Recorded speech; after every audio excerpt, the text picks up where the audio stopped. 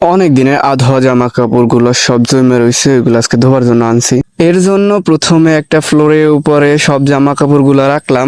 যেই পানি দিয়া জামা কাপড় গুলা ধুমো ওইতে প্রথমে সাবানের গুঁড়িগুলা মিশান লাগবে, এর জন্য পানি দিয়া গুলতে হইবে। এরপর শুরু হয় আমার হস্তকর্ম। এই কর্ম ওই কর্ম না, এই কর্ম হচ্ছে সাবানের গুঁড়ি গুলানো।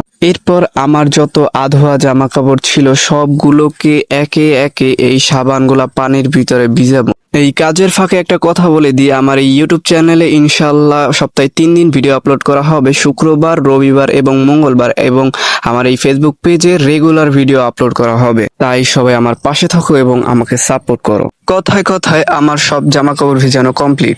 আর এই কাজের ফাঁকে আম্মা আমারে বলছে 1 কলস পানি নিয়ে আনতে।